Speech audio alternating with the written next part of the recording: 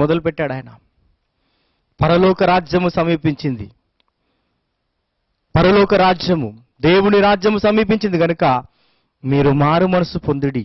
ఈ పాపలోకానికి ఆయన ప్రశ్న వేస్తున్నాడు. హల్లెలూయా. పరలోక రాజ్యం సమీపించింది. హల్లెలూయా. మీరు మారు మనసు పొందండి, పాప క్షమాపణ పొందండి, మీరు పాపాలను వదిలేయండి, దుష్ట క్రియలను వదిలేయండి, చీకటి క్రియలను వదిలేయండి, సాతాను సంబంధమైన క్రియలను మీరు వదిలివేసి ఇదిగో నా యొక్క రక్తంలో కడగబడి నా పిల్లలుగా నా రాజ్యంలోకి రండి. నా రాజ్యము శాశ్వతమైనదని పిలుస్తున్నాడు ఆయన. ఆయన రాజ్యము యుగ యుగాలు ఉంటుందట. ఆయన రాజ్యము మితి లేకుండా వ్యాపిస్తా ఉన్నది. ఇప్పుడు సకల జనములు, రాష్ట్రములు, ఆయా ప్రాంతంలో ఉన్న ప్రజలందరూ కూడా ఈ రాజ్యం మాకు కావాలి, ఈ రాజ్యం మాకు కావాలి, ఈ దైవ రాజ్యం మాకు కావాలని చెప్పేసి పరిగెత్తుకొని వచ్చి పాపాలు ఒప్పేసుకుంటున్నారు. ఈ వాక్యాన్ని చూస్తున్న దేవుని బిడ్డ, దేవుని కుమారుడా, పాప రోగానికి మందు ఇవ్వడానికి ఈ దేవాది దేవుడు వచ్చినాడు. Real physician. హల్లెలూయా. చూడండి, ఈ రాజ్యంలో అందరికీ ఆహ్వానం ఉంది. హల్లెలూయా. పేద, గొప్ప, ధనిక, బీద అని ఏ తేడా లేదు. కుల, మత, జాతి విభేదము లేదు. అందరినీ ఆయన ప్రేమిస్తున్నాడు గనుక ఈ రాజ్యంలోకి ఆహ్వానిస్తున్నాడు. ఆమేన్. హల్లెలూయా. ఈ రాజ్యంలోకి నేను ఆహ్వానిస్తున్నాడు. ఈరోజు ఏ రాజ్యంలో ఉన్నావు నువ్వు?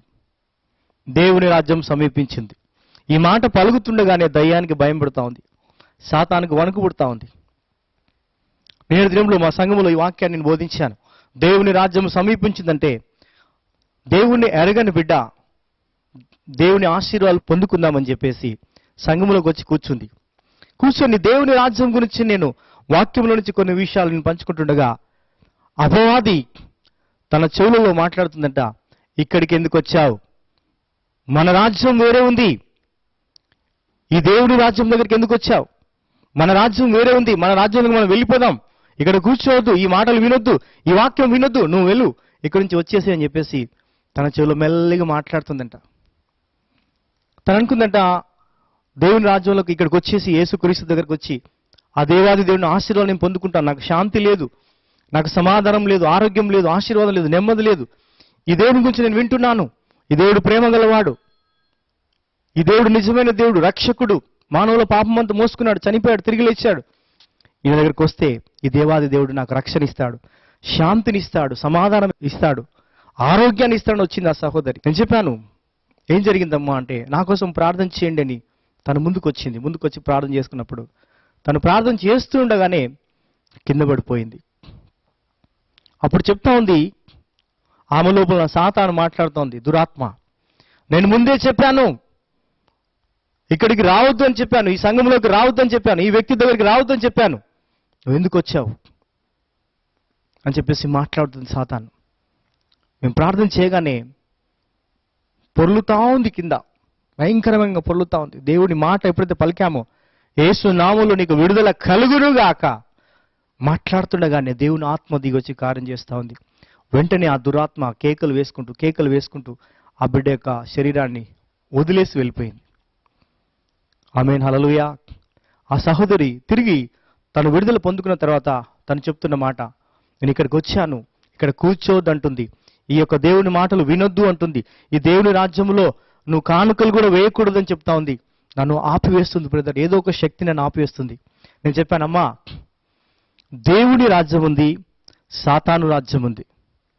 చూడు, నువ్వు సాతాను రాజ్యంలో నుంచి దేవుని రాజ్యంలోకి వచ్చావు. ఈ దినంన ఈ రాజ్యంలో శాంతి ఉంది, ఈ రాజ్యంలో సమాధానం ఉంది, ఈ రాజ్యంలో ఆరోగ్యం ఉంది, ఈ రాజ్యంలో ఆశీర్వాదం ఉంది, ఈ రాజ్యంలో కాపుదల ఉంది. హల్లెలూయా. ఈ రాజ్యంలో నీ ఆత్మ రక్షణ ఉంది. నువ్వు చనిపోతే నువ్వు పరలోక రాజ్యానికి వెళ్తావమ్మా. యేసుక్రీస్తుని నమ్ముకొని నీ పాపాలు క్షమించు ప్రభువా, నా పాపాలు క్షమించు ప్రభు నువ్వు అడిగినట్లయితే తన రక్తంలో కడిగేసి దేవుడిని యొక్క ఆత్మ రక్షిస్తాడమ్మా అని చెప్పినప్పుడు నిజంగా ఆ సహోదరు ఎంతో సంతోషించి, ఈ దేవుడు నాకు కావాలి, యేసుక్రీస్తు ప్రభువుగా, దేవుడుగా, రక్షకుడుగా నేను అంగీకరిస్తున్నాను అని చెప్పేసి తను వెంటనే అంగీకరించి, నాకు శాంతి లేదయ్యా, నాకు సమాధానం లేదయ్యా, నెమ్మది లేదయ్యా, నాకు ఆరోగ్యం లేదయ్యా, మీరు నా కోసం ప్రార్థన చేయండి అని ఆ సహోదరి ఏడుస్తూ ఉంది.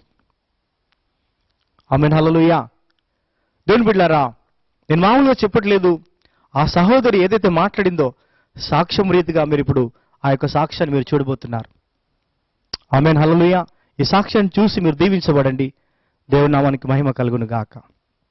ఆమేన్, హల్లెలూయా. Come Lord, come Lord, come Lord, come Lord, come Lord. The power of the Holy Ghost. Long shot, huh? Holy Spirit, come Lord. స్తుతించండి. హల్లెలూయా. పరిశుద్ధాత్మా స్వాగతం. అన్ని జనులు నాయన నా సన్నిధిలోకి వస్తారని అవుతారు.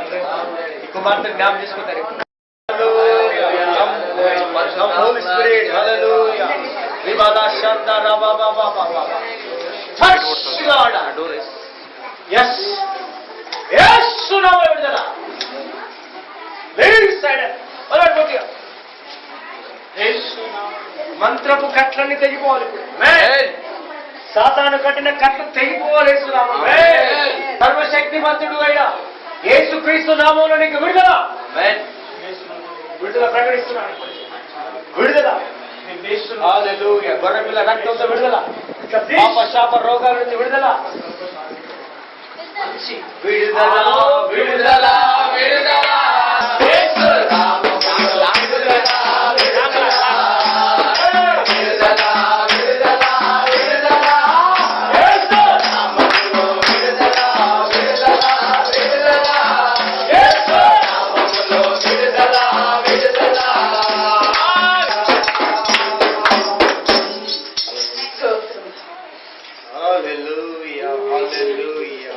This is the power of the Holy Ghost. పరిశుద్ధాత్మ అగ్ని ద్వారా విడుదల. హల్లెలూయా. పవిత్రాత్మను యేసు నామములో వెళ్ళగొట్టును. ఆమేన్. హల్లెలూయా. ఏమనిపిస్తుందమ్మా? నాకు భయంకరంగా అనిపిస్తుంది. భయం అనిపిస్తుందా? భయం ఏదో భయం. ఇక్కడికి వస్తుంటే రెండోసారి ఉంటుంది. చాలా ఇష్టం వచ్చినా ఇక్కడికి వచ్చినా కూర్చునే వెళ్ళిపోయినా. ఇప్పుడు వచ్చినా కానీ అక్కడ బయట కూర్చున్నా.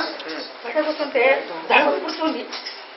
దడుగు వస్తుంటే ఇక్కడికి వస్తుంటే ఏమనిపిస్తుందంటే నువ్వు అక్కడ ఎందుకు పోతున్నావు?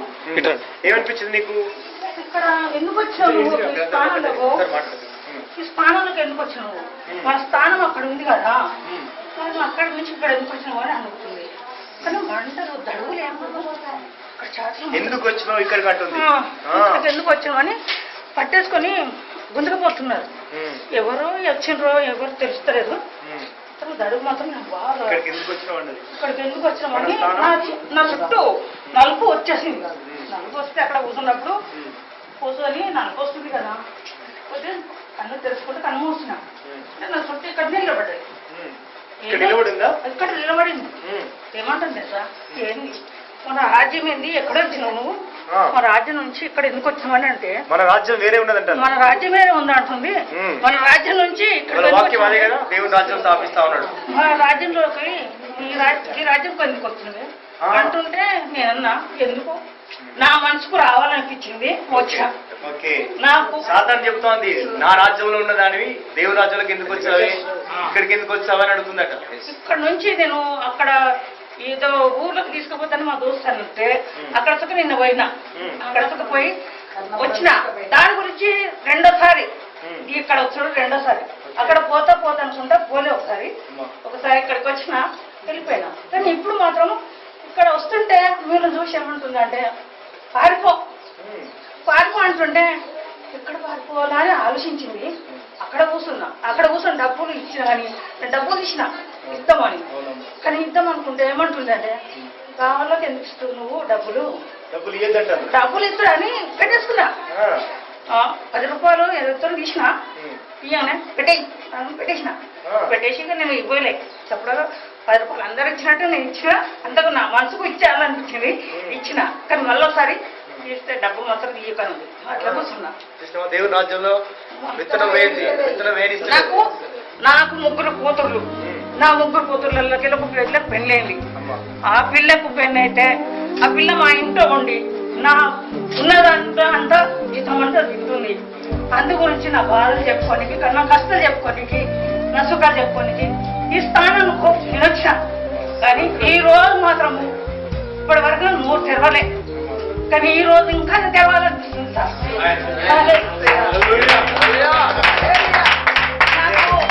నా ఇద్దరు కూతుర్లలో పెద్ద బిడ్డకు పెళ్ళైంది, వివాహం అయినాక 2 పిల్లలు ఉన్నారు. 2 పిల్లలు ఉన్నా కానీ నా ఇంట్లోనే ఉంటుంది. నా భర్త కష్టం అంతా ఆమెనే తింటుంది. ఇంకా 2 కూతుర్లు పెళ్లి కాలేదు. ఆ దుఃఖంతో నేను వచ్చానండి. మీ స్థానంలోకి నేను వచ్చానండి. మీరు సాయం చేయండి.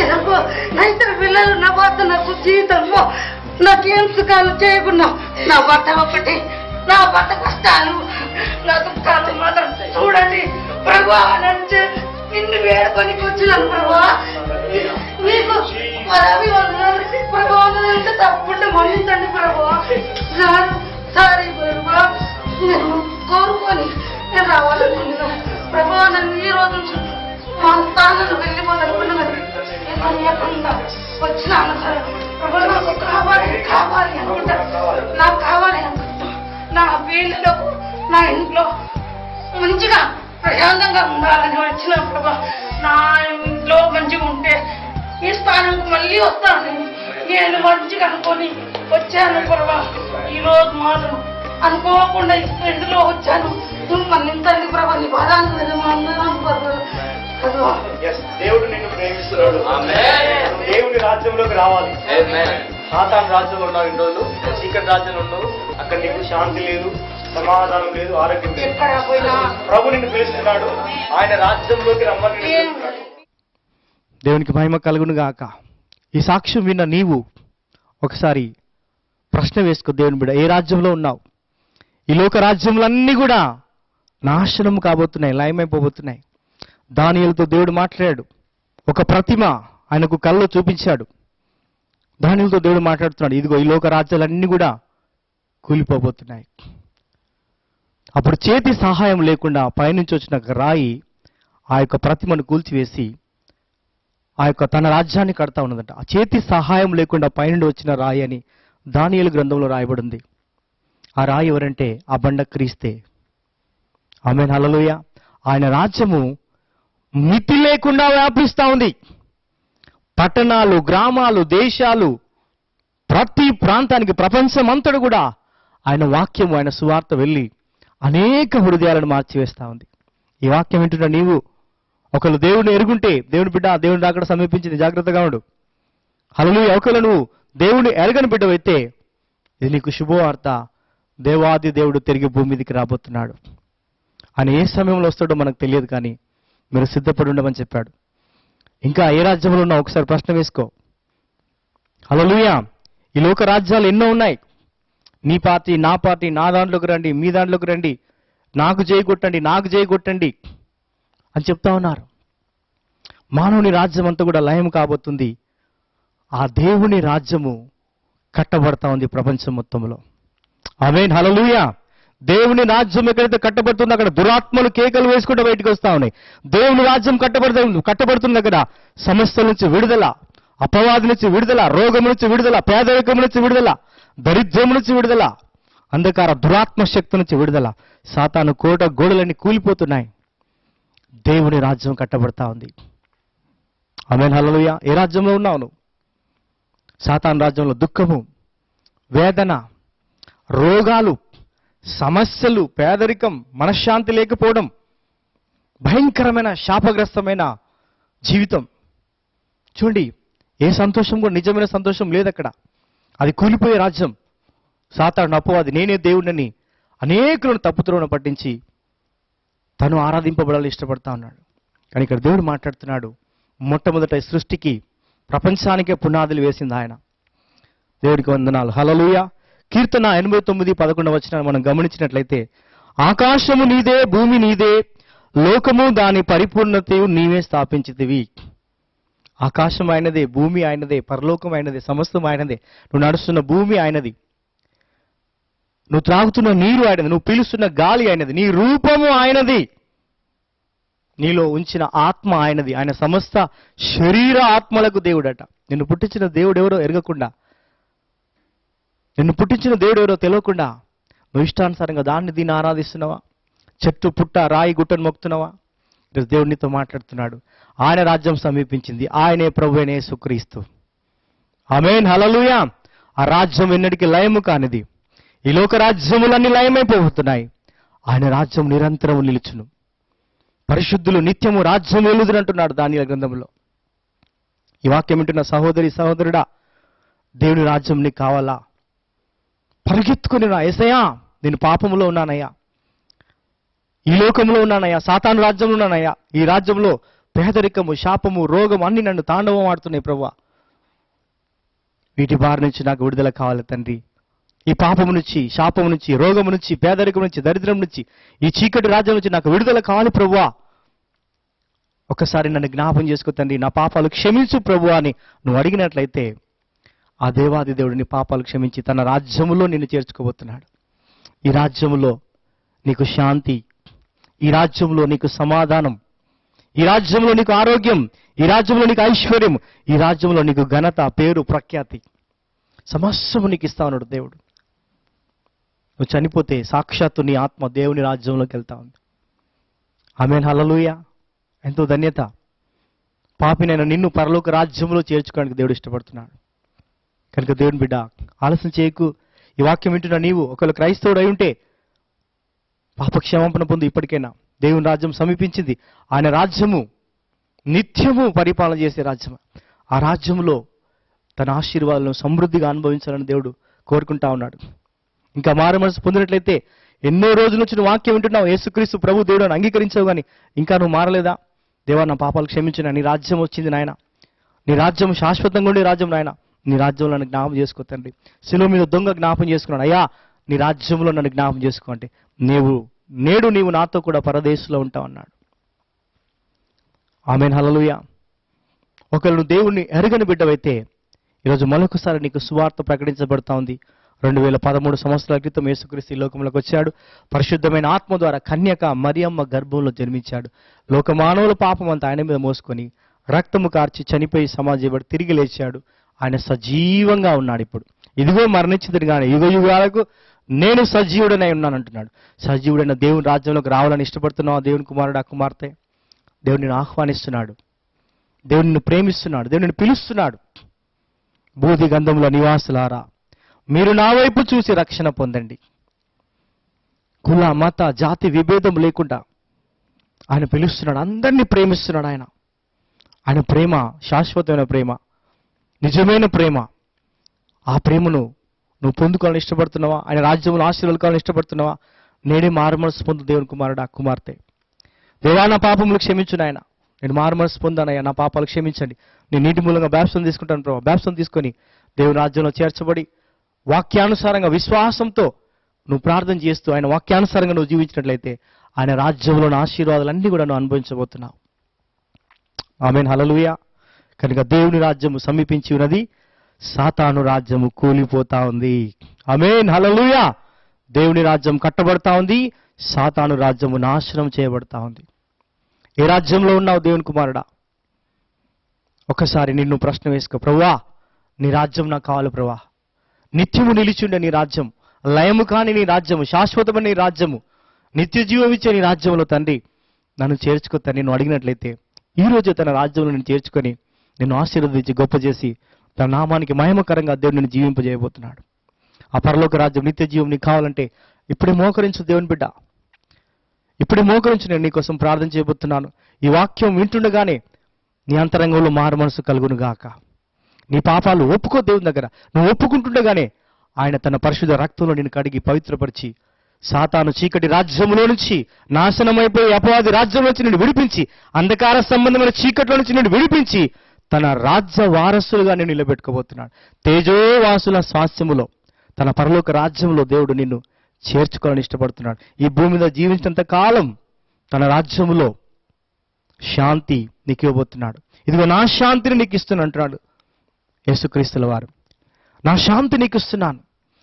ఆయన శాంతి, ఆయన ఇచ్చే సమాధానం, ఆయన ఇచ్చే ఆరోగ్యం, ఆయన ఇచ్చే ఐశ్వర్యం నువ్వు భూమి మీద సమృద్ధిగా అనుభవించి ఒకవేళ నువ్వు చనిపోతే దేవుని కుమారుడా ఆ పరలోక రాజ్యంలో, నిత్య రాజ్యంలో నీ యొక్క ఆత్మను ఆయన చేర్చుకోవడానికి ఇష్టపడుతున్నాడు.